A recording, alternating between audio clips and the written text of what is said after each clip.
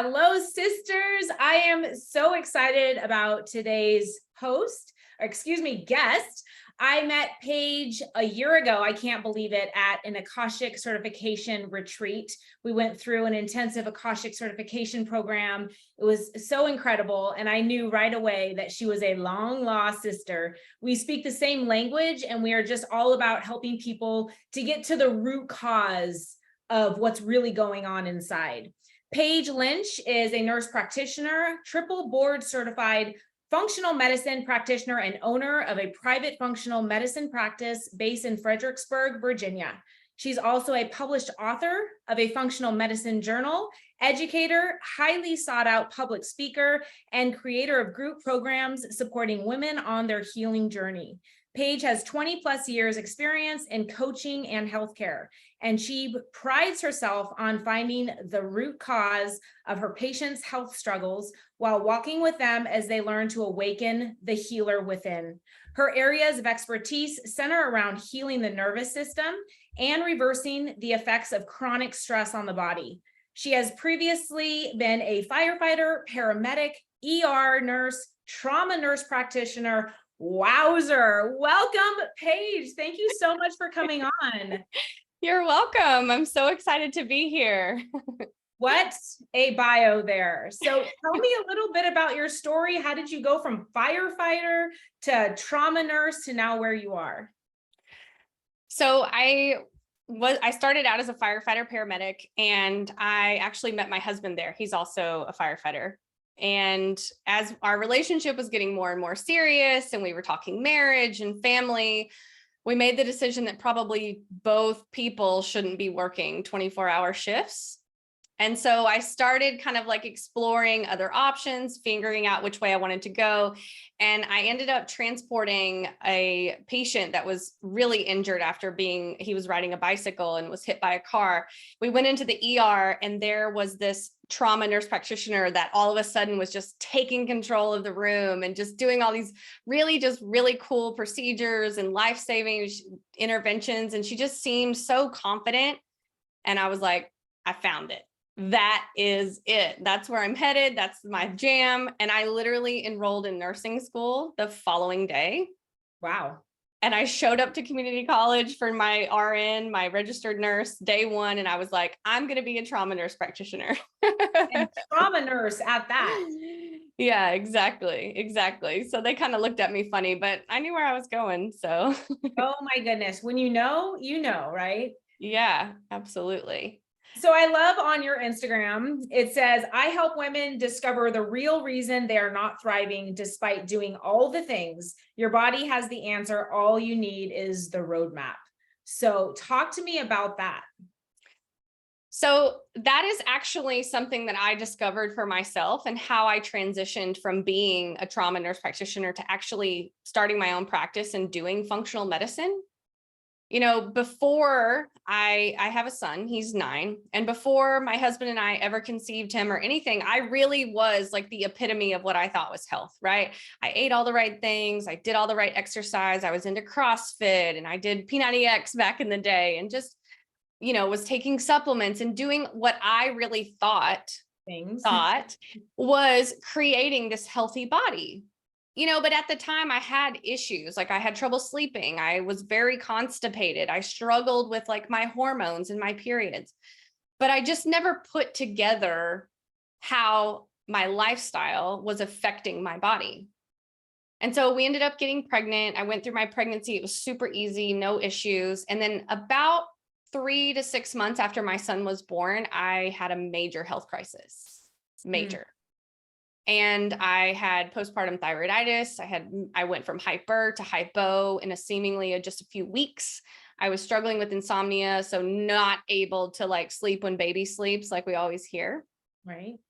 I was having all these food sensitivities, dry skin, rashes, severe anxiety. I had a complete failure of a tooth implant with a bone infection, had to have 3 reconstructive surgeries.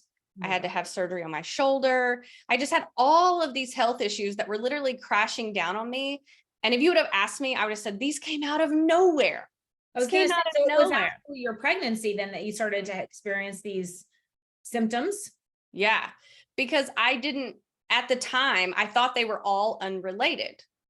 And I thought, oh, this is just my genetics, or, I didn't really put together what was going on. And so I started doing all the right things again. And I even started adopting some new exercise programs. I tried different diets and things. And finally, one day I stumbled across functional medicine.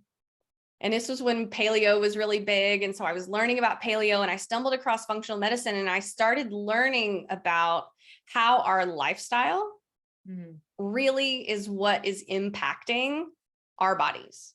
Right. And how chronic stress, and I don't mean like chronic stress, like, oh, I'm so busy. No, I mean, you have years of disrupted sleep because you've been on shift work. You're drinking wine almost every single day. You're eating highly processed foods. I used to eat almost a box of Cheez-Its a day. Like, wow. I would undereat. I had eating disorders in my 20s. I was not using the bathroom every day. I was so severely constipated, so bloated. I was working out, like doing intense exercise 6-7 days a week with an infant and going through all of these things.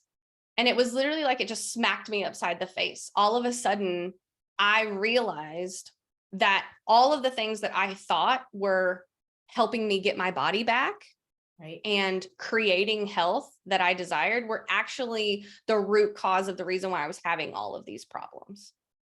So would you say the number one thing that I'm kind of hearing is like that you were doing too much?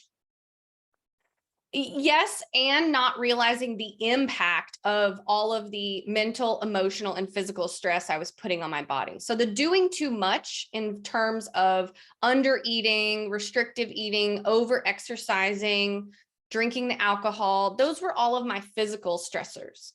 My mental stressors were, while I was trying to parent a newborn, an infant, I was also finishing my master's degree to get my nurse practitioner degree.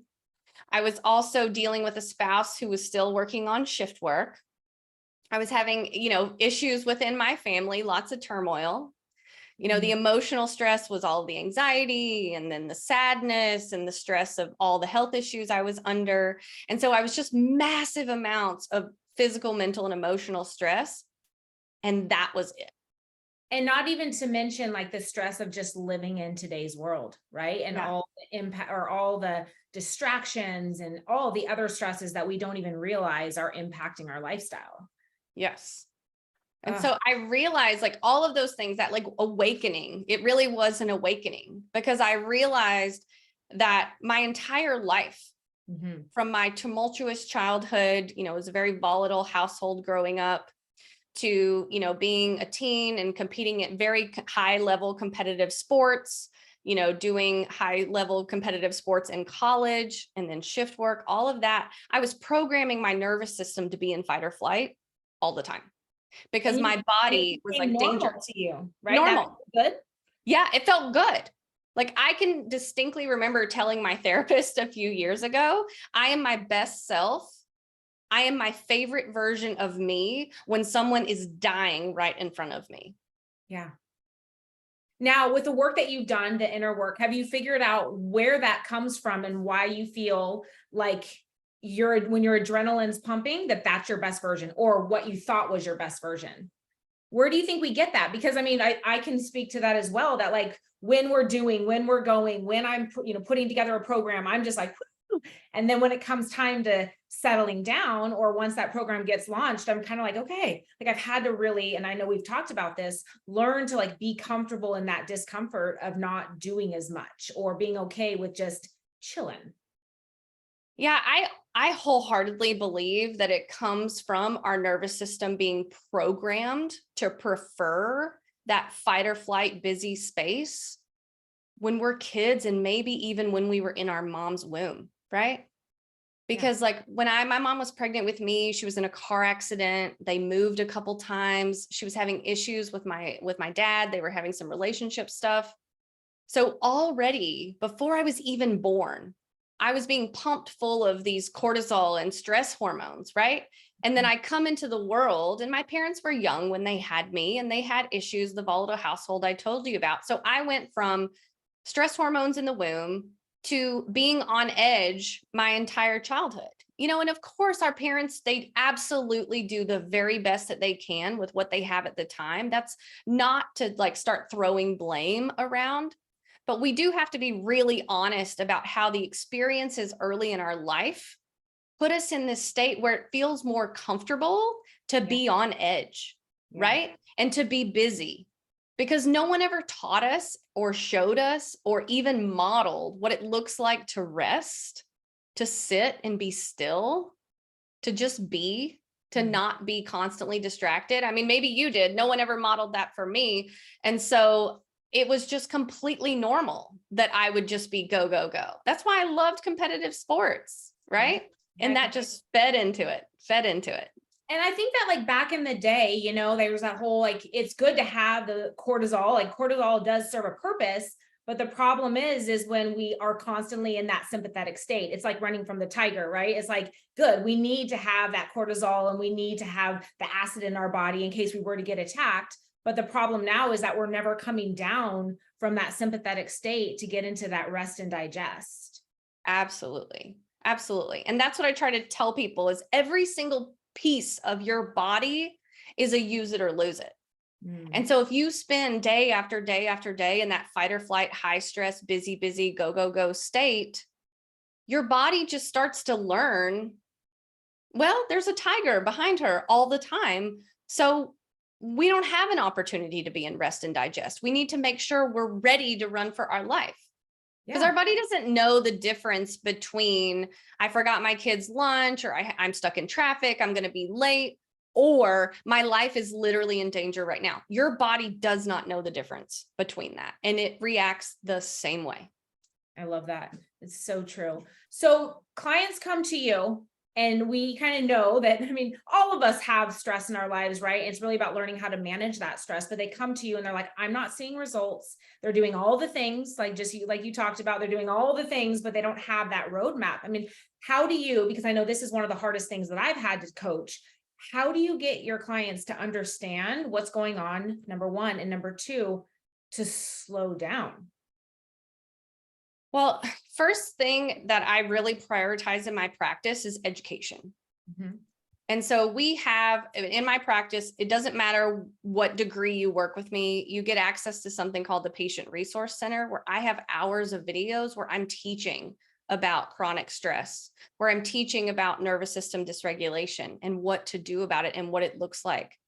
And usually the people who say to me, like, I'm not stressed, once they start watching these videos and they listen to me explain, and I'm like asking them questions and highlighting where their chronic stressors are, it really is like an awakening for them, because I'm asking them about things no one's ever asked about. I'm asking about what it was, what was your mom going through when she was pregnant with you?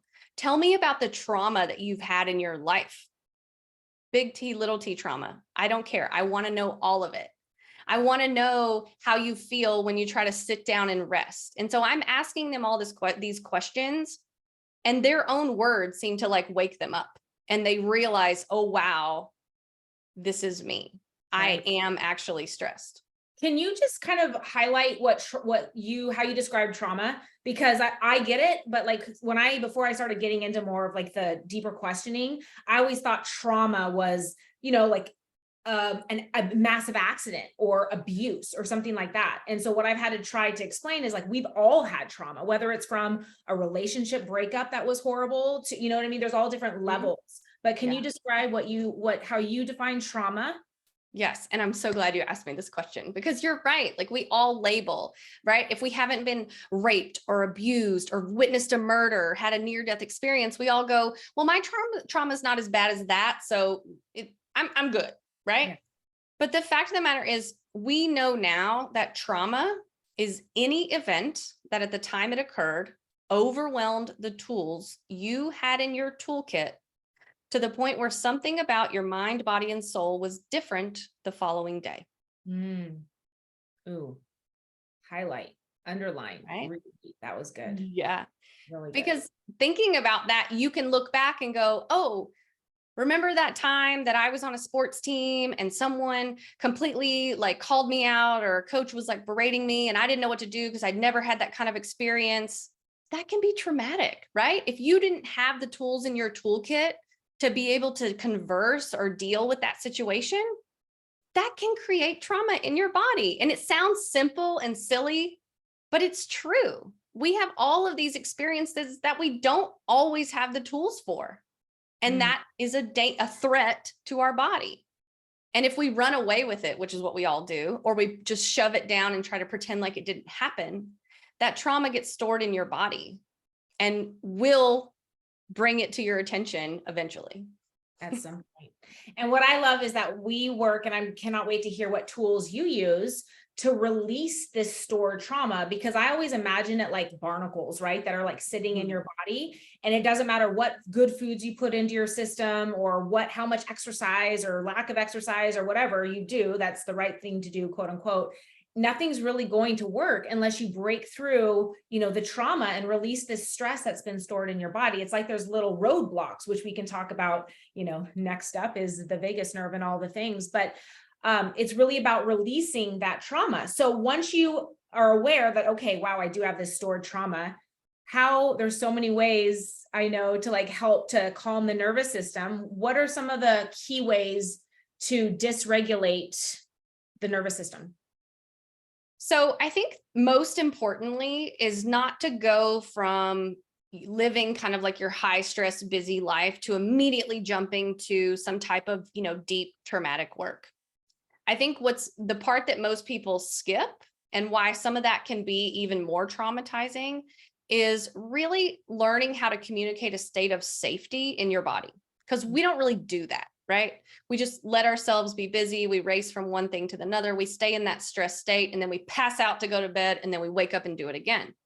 And so I like for all of my patients and clients, I like for them to start with just very basic vagus nerve activating practices, breath work, meditation, gentle movement, yoga, anything that feels comfortable to them and is going to help create this state of safety. And that's the point when we can start diving into some of the deeper work, where we can work with a trauma release exercise practitioner. We can do cognitive behavioral therapy with a counselor. We can go and pursue things like EMDR, which is eye movement desensitization reprogramming, where they use lights to help you release trauma that you have stored in your body. Deep somatic therapists will also help to release it. But I think people make the mistake of going from, oh, wait, I figured out I have trauma. Boom, let's just try to get it out of the body. And there's so much in between, because if your body doesn't feel safe, as in it really believes that there's not a tiger lurking over your shoulder, you will not release that trauma. That is the only way. And then you do an extreme diet or extreme exercise, right? And then your body is like really like trying to go into survival mode. So you're just amplifying the situation where people think that they're helping it, but it's doing the complete opposite. The complete opposite. Restricting, under eating, cutting out whole food groups, all of those things, those are physical stress, and your body perceives it as a threat. Your body doesn't know that you're just trying to change your shape or the way you look in the mirror. Your body doesn't know that. It knows yesterday we had enough energy, AKA food. Today we're in a famine and there's nothing else. Yeah, I like how you put it. So black and white, just simplified that. So talk to me about diets a little bit. What are your thoughts on all the different diets out there, and also about fasting? You're getting a lot of talk about fasting, and I've had a lot of people coming to me asking about that. Can you speak on that? So I'll start with fasting because it is such a widespread craze right now. I had a conversation with 3 separate patients today about fasting. And the big misconception is that fasting has all of this research and it's, so evidence-based and it's very clear-cut, the results that it provides. But the fact of the matter is if you dive into these studies, most of them, I won't say all, but most of them are based on middle-aged males. Because the problem is what people don't understand is when research is done, they can't control for all the variables that women experience. Right? All of the stressors we're on a 28-day to 30-day cycle instead of a 24-hour cycle. So all of this research that you're hearing about diets and fasting and all these things, they're based on men. Most of the time. I don't want to blanket all, but most of the time they're based on men. And the fact of the matter is because we are on this 28 to 30-day cycle and our hormones are at different levels every single day, when we start skipping meals and doing fasting, and when I say fasting, I'm not talking about time-restricted eating. Most people do fine with fasting for 12, 14 hours. But beyond that, that's when your body goes, oh, wait a second. Is the famine here? Is there a shortage of food? Well, we need to raise our blood sugar because we're also have that tiger that's about to attack us and we need to raise our blood sugar. So that's when the fight or flight response starts happening. And when you raise your blood sugar, you make more insulin and you store more fat. And this is why fasting backfires for women. They will experience weight loss initially. They'll experience what I know, it's kind of a fancy word. I can explain it if you want, metabolic reprogramming. And then eventually they start putting all the weight back on. And it's simply When because you talk of the about deprivation. metabolic reprogramming, are you talking about autophagy? No, I'm talking about so metabolic reprogramming means that your metabolism will respond to the amount of energy you are putting in. So you can think about it this way, our metabolism was up here when we were in our 20s, right? And then whatever happens, we start dieting, we start restricting. Okay. So your body goes, okay, well, there's a famine, there's a shortage of food, we're taking in less energy, but we still need to keep her alive.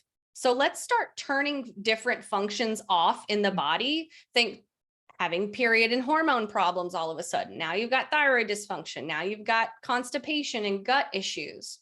And so your body literally turns off non-necessary functions when there's a shortage of food. That lowers your metabolism and eventually the weight loss stops and you plateau. That's what the plateau is. You have reprogrammed your metabolism to be lower. And the only way out is to give it more energy and move more in like a gentle, non-threatening way. And that's how you recover your metabolism. But then most people restrict because they're like, I'm losing weight, so I'm going to pull back and I'm going to exercise more, starting to see the big picture.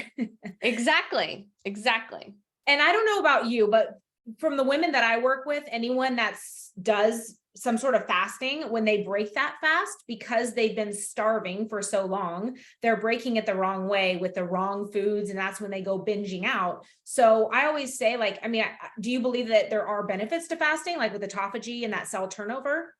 So autophagy and cell turnover really doesn't happen until you get beyond 24, 36, and even longer hours. Remember those studies about the timeline and when it happens, those are based on men.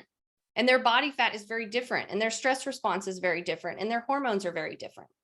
And so we don't actually know when women will slip into that autophagy state. And so you're not getting all of those benefits from doing time-restricted eating where you fast for 16 hours a day or 18 hours a day. I'm sorry, it's not happening. You are not getting autophagy benefits at that time. So good news, because those of us that love breakfast, keep on, sisters. Yeah. Do you eat right when you wake up, or do you have like a little bit of a routine in the morning before you actually take that first meal? So I actually like to start my day with element. I like to start with like a big bottle of water. I usually do like this 24-ounce bottle. I put a packet of element in it. And that's how I like to start my day. I like to hydrate. I really do think that we have some water loss overnight, and it's good to start with hydration. And then I have my very heavy protein and fat rich breakfast. Okay. So you focus on always protein as king, and then heavy fats. Yeah, I definitely prioritize animal-based protein above all else, because I do find that it's very difficult for us as women to get enough protein, and we need those amino acids, which is what protein's broken down into. So Paige, I want to ask you a question. I saw this I was looking at your Instagram and I'm like, yes, good. Can we talk about cholesterol for a minute? Because I know that that's gotten a really bad reputation, and you just have such a really great way of simplifying things so that people can understand that it's not the cholesterol in food. So can you break that down for us? Yeah, so this whole thing with cholesterol is a huge misconception. We actually know it was a lot of fraudulent research. And all of these recommendations about cholesterol lowering medications, what actually causes heart disease, we actually don't know clear cut, because those studies were fraudulent. They just were. They weren't based on real science, the results. People were paid off to blame sugar and fat for heart disease and the cholesterol issues. And so it's not really clear the evidence we have now versus that evidence. We actually don't know. But what we do know for sure is that the cholesterol we have circulating in our body, 80% of it is made by our liver. It is not from the eating cholesterol. Yes, about 20% does come from the food that you're eating, but we actually know that when it comes to heart disease, unless you are a very tiny specific piece of the population, you have a specific gene that puts you at higher risk, having cholesterol in your body is critical. That's how you make hormones. It is literally the precursor for all of the testosterone, estrogen, progesterone in your body. And this is why when people are put on these cholesterol lowering medications, suddenly they're losing all their muscle mass. Now they're experiencing sexual dysfunction, their thyroid stops working, and they start having all these problems because we need to stop trying to outsmart the body, right? Like the body knows what it's doing, and raising its cholesterol levels, that's a compensatory response to something dysfunctioning in the body. And so instead of just trying to shove those cholesterol numbers down, we need to take a step back and go, why is this happening? Yeah. The big question, why? And to turn inward and to ask those questions. Yeah. So, you give a lot of education and people have all this and they're like, oh my gosh, it makes so much sense. I get it. Like I'm living in this state of fight or flight. What are what would you say, like, are your top ways to really help to calm the nervous system? Because we only have so much time in the day. So what would you say is like, how to even start? What are some exercises that can help calm that nervous system? So I would say the easiest place to start is just having that awareness, because as soon as you finally can like accept that this is a problem for you and you're aware of it, then you're more likely to start taking action. And then the next easiest step is just to do some simple breath work. And I know people hear that and they immediately get intimidated, but there are so many guided breath work sessions. You can go to YouTube. My favorite app is something called Pause.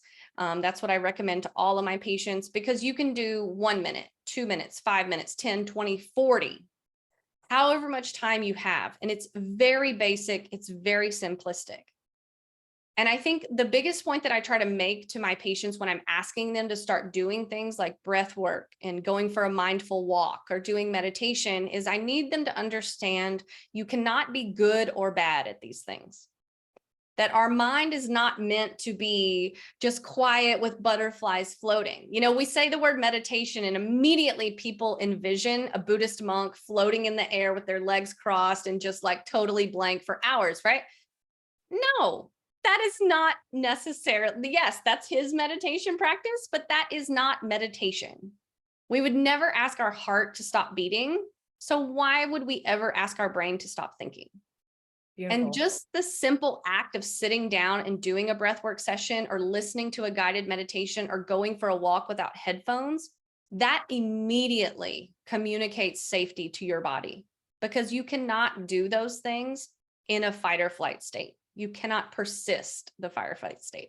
Absolutely. Yeah, I think that's one of the biggest reasons why people don't meditate is like, I'm not good at it. I just don't know how. I just can't get to that state where my mind is completely clear. It's like, well, that's never going to happen. And that was when I started my meditation journey, when I realized my teacher like just knocked that one out and said, you're never going to stop thinking. You have to invite those thoughts in as stress leaving the body. And once you can start to see things differently, then it's almost like you embrace the thoughts, because it's literally those barnacles, as I said, just like floating out of your system and clearing all of that space. That was just such a game-changing concept, right? Just like, we're not trying to get the brain to stop thinking. Otherwise, it just won't ever happen. Oh my gosh. I love that you gave that example, because that is exactly true. And my patients will say to me, I had a conversation with a woman just last week, and she was saying, I can't do breath work because every time I sit down to do breath work, my leg starts shaking. My whole body starts trembling. And she's like, I can't stand it. And I'm going, yes, great. That's awesome. Because your body is like, "Oh, we're doing this now." And your body's trying to help you. And I explained to her, if you think about like an animal that just ran for its life, or, you know, a dog that was hit by a car, and you go up to it, what is it doing? Its whole body is trembling, because that shaking and that trembling and that movement further releases the trauma and closes that stress cycle loop even faster. And so when you sit down to meditate, if you're incredibly uncomfortable or you feel like you need to like shake your leg or move a little bit, do it, lean into it. That's your body helping you. It really is. And we perceive it as threatening, but it's really our bodies just really supporting what it is that we're doing. So good. Yeah. Just like all of those movements that we do just to shake everything out, and there's times like I've learned, to be comfortable with those types of things. And when you're having you can feel when your adrenaline's rising, that cortisol's rising, you can feel when, you're in that kind of fight or flight, and just to do shaking, and just to get comfortable with that really helps to just kind of like calm everything down. So what are your favorite, you said breath work, meditation, you're big on cold showers, and I've talked a little bit about those. Can we explain and talk a little bit more about cold showers and how they're actually benefiting the nervous system? Yeah, so they actually do a really good job of affecting that stress cycle loop that I was talking about. Because what happens is we go from just normal temperature and we shock the system literally with that cold water. And so it's immediately threatening. But because it's so cold, the body knows that if we've got to change up some things to keep her alive, right?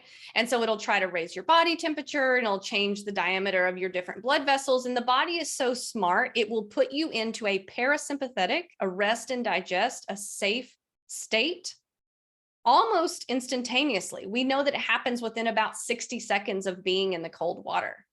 And if you can get, the biggest reason why that doesn't happen is right up here between your ears, because you're doing all this storytelling.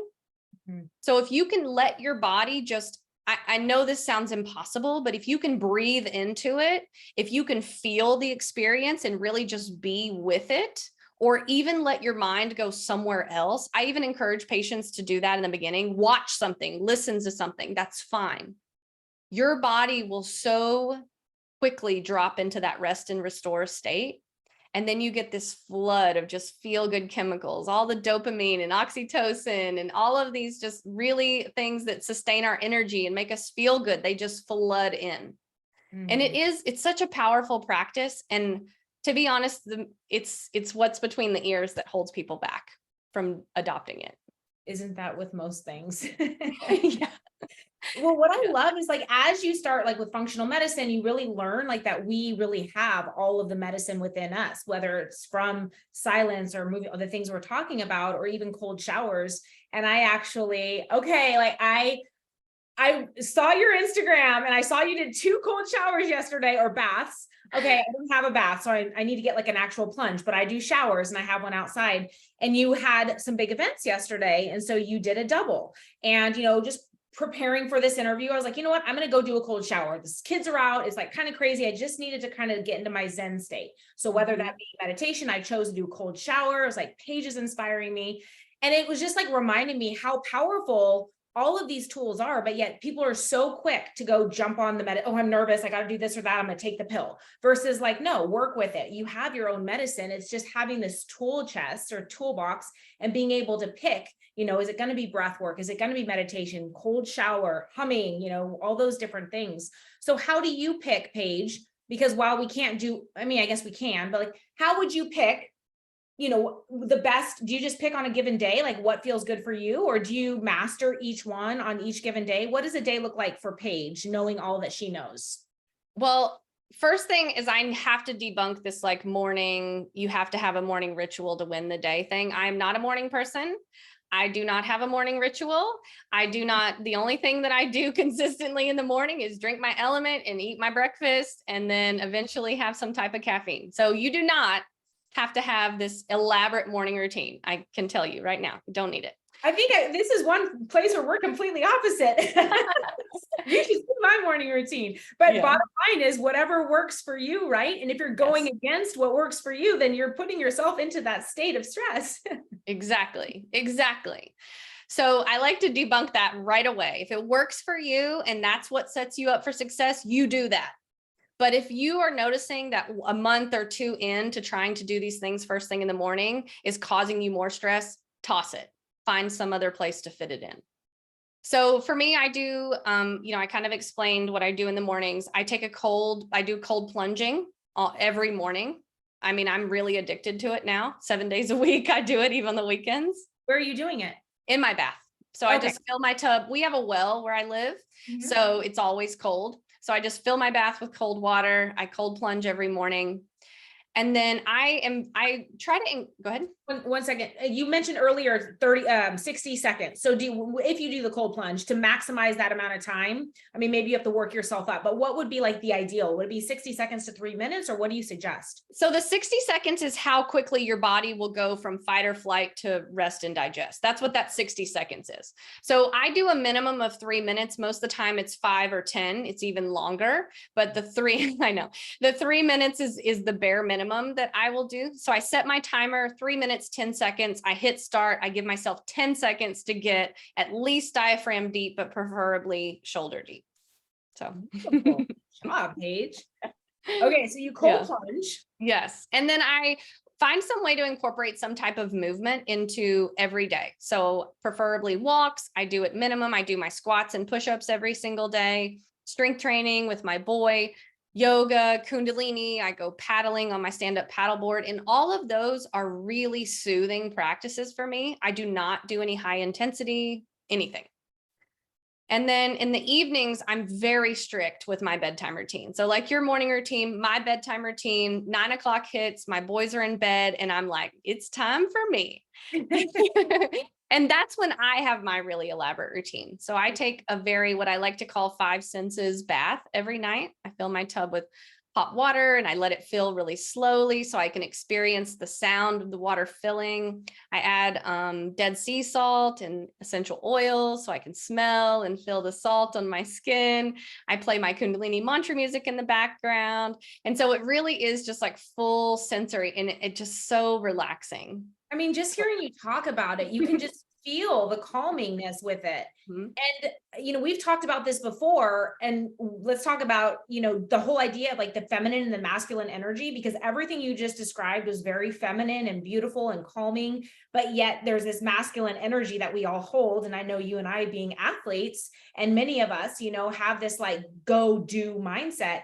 And it really is a balance of connecting the two. And in my past about 2 years, it's been really eye-opening to channel and bring in more feminine energy. And I don't just mean, we just mean like calming and soothing and not feeling like you have to go and do all the things. So how have you been in kind of bringing in more of this feminine energy? And have you found that a hard balance, and do you still have to kind of stay up on yourself? Yeah, it has been a challenge for me because up until I started my functional medicine practice, and even some since then, I really lived my entire life in that masculine energy. I learned from a very young age to run with the boys. I was an athlete. I really thrived in that. I liked being a disruptor where I was able to exude these masculine traits in male dominated spaces. I loved it. I thrived there.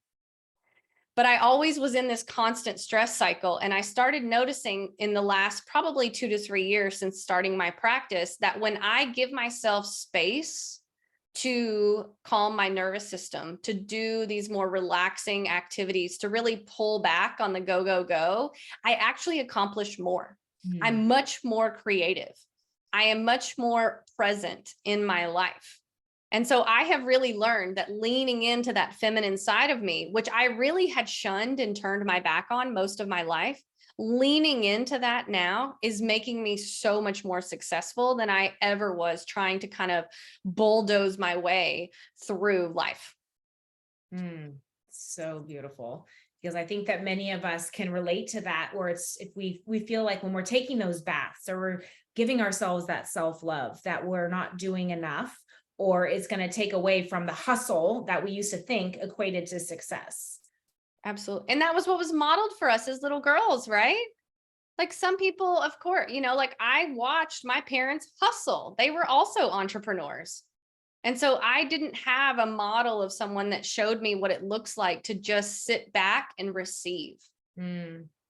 I mean, most of us, it was just the culture of when we're growing up in the 80s and 90s, right? Everything was just hustle and go.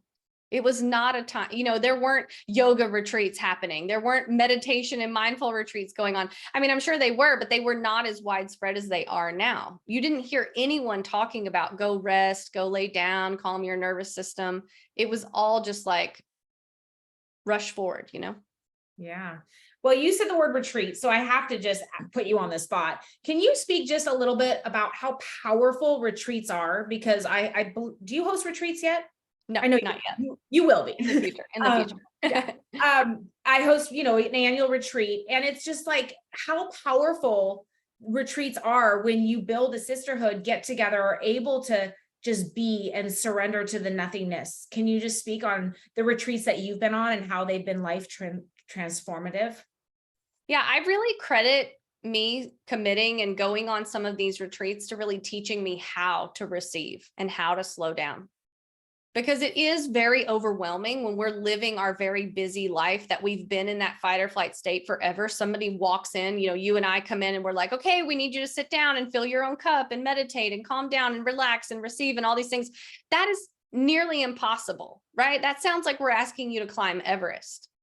But if you can go on a retreat where you're able to step away from your very busy life and be with other like-minded women who also have had similar issues, similar background, but have a similar destination they're trying to get to, all of a sudden you have this camaraderie and you're doing it together, right? And you're able to receive together. And it's like you learn this really powerful skill that's going to transform your whole life. And it happens in just 3, 4, 5 days.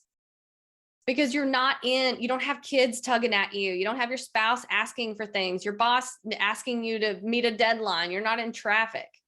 You have the space to really develop these skills. So then when you come back to your life, it's so much easier because you've felt what it feels like to do those things. You've felt you've like experienced it, right?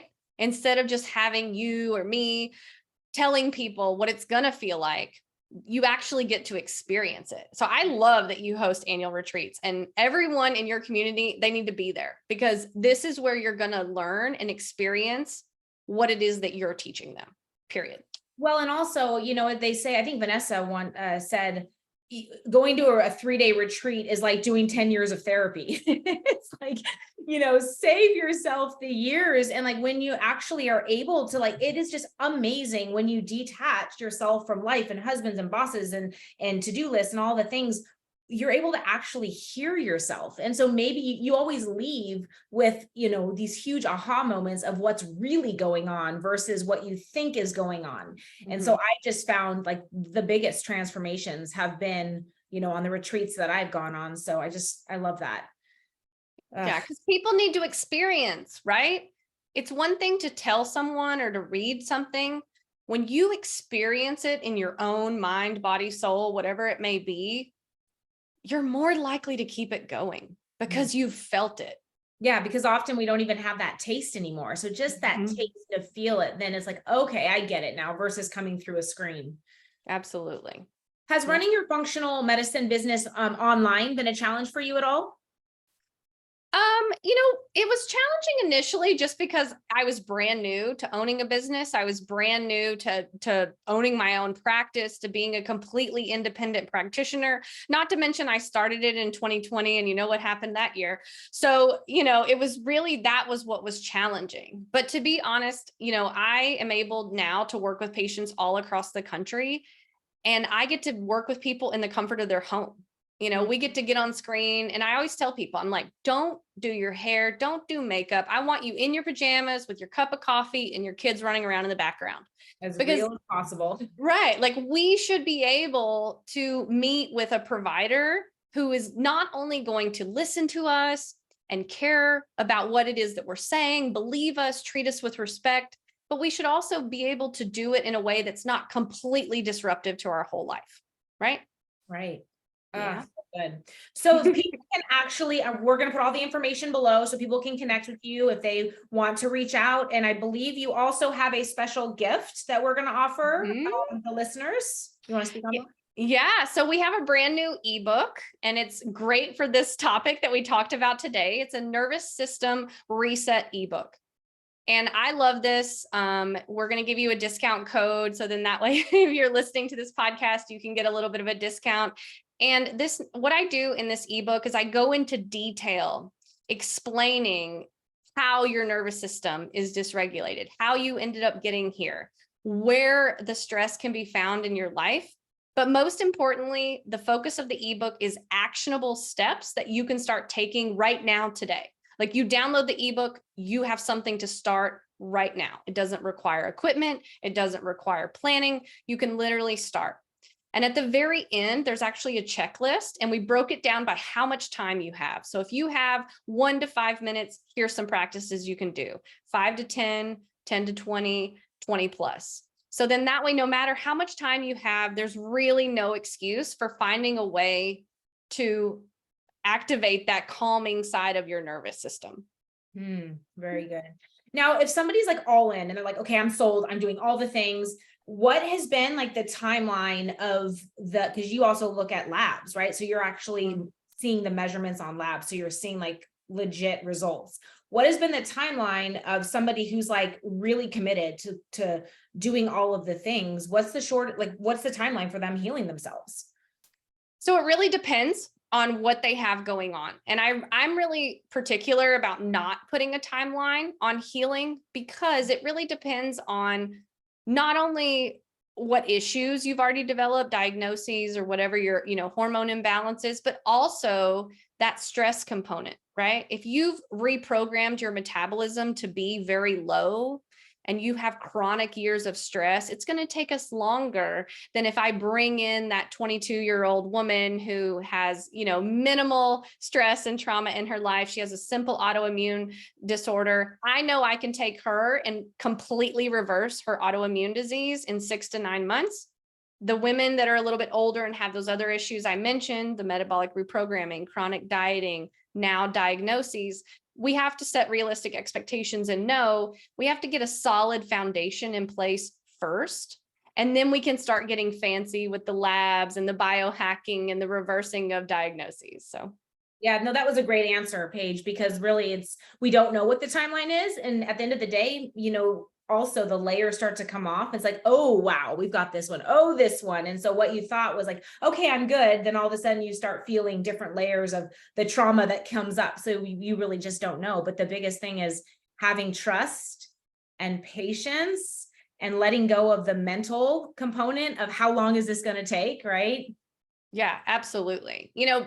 So many patients come to me and they're like, okay, I have hormone imbalances. I need hormone replacement therapy. And I'm like, okay, well, what about this? Well, what about your gut? Well, what are you eating? What's your metabolism? How are you sleeping? What do you have going on, with your period or whatever, your nervous system? And then we realize that there's so many layers to the reason you need hormone replacement therapy. It's not as simple as, oh, I'm in my 40s, now I need hormone replacement therapy. It is not that simple at all. I love it. I'm chuckling because I'm just like, I have these conversations all the time where it's, I'm like, okay, well, how have you been with your diet? I've been on, I promise I've been on. And then you start talking and it's like, well, I had the cake last night. And then before I actually woke up in the middle of the night to have the bite of this, like you start to peel it all back. And I haven't been sleeping. Oh, and it's the middle of summer and my kids are driving me crazy. And before you know it, in the conversation, you're like, wait a minute, I thought you said that everything was good. You have no stress, you're staying on your plan. So it's funny once you start to ask the questions, the truth comes out. Yeah, that's why I have prioritized people developing their foundations of health first. We don't progress. I will not offer you a protocol to get rid of parasites until you have built the foundation of your house, period. I will not offer you all this hormone replacement therapy until you have built the foundation of your house, because those things won't work, or they'll just come right back. Ah, You I know, love it. you can clear parasites all day long, but if you don't heal your gut, you know, heal your metabolism, balance your hormones, you know, all of the things, you're still a hospitable host for those parasites and they're coming right back. I love it, Paige. I just geek out, and I mean, everyone please like follow her because she gives such great information and we just speak the same language. So if you've been following me and doing the things, Paige is just another layer with the science people out there that want a little bit more of like the why behind it. You deliver that. And that's why I created my academy, because, you know, people were coming in. This is how I learned. People were coming in like wanting to get in shape, wanting to build the booty. And I'm like, whoa, whoa, whoa, we have to build that foundation, which is why I have the house analogy myself. You've got to build that foundation. Otherwise, no diet you go on is ever going to work. Or if it does, it's not going to last. Right. So I just, yeah, so good. So good. I just love that you're, you know, teaching the foundation and just like real long-term success. And you even say like, my goal is to not be with you. What do you say? Like not to be, I don't want you to come to me for the rest of your life. Like I want to free you so that you have all of the tools in your tool chest to now live your best life. Yeah, I mean, I am committed. I tell everyone one of my like core values is to not have a long-term relationship with any of my patients. And everyone thinks, because I work primarily with type AAA, very successful women who have been in the health and wellness space for years, that tell me I'm doing all the right things. And they really are, you know, they're doing the biohacking and all the things. And then I walk them back, and it really does feel that way to them, that I'm making them go backwards. But when they start with the roadmap and they start solidifying these very basic foundations to deeply care for their body, suddenly root causes of why they have parasites, why they have hormone imbalances, why they can't get muscle definition, those things start presenting themselves. Not when we're doing these advanced, you know, biohacking and advanced protocols and stuff. I identify the root causes when they're doing the foundations. So it doesn't matter how long you've been in the game. If you're not thriving, if you are still struggling with symptoms, if you're not able to achieve the physique that you want, if you're still having hormone issues, we got to go back to the foundations, period. Simple, the simple foundations. Ah, so good. Paige, thank you so much for your time, your education, just for being you. I have one question that I ask everyone. So I'm big on mantras, you know that, like just, and when I say mantras, I'm not talking about Kundalini mantras, talking about like a word or a phrase, or what is something that we all kind of have that those words or something that you come back to get you out of your own way, or when you're in the cold plunge and you just need to get out of between here, what is your go-to mantra? So it is, I am ease.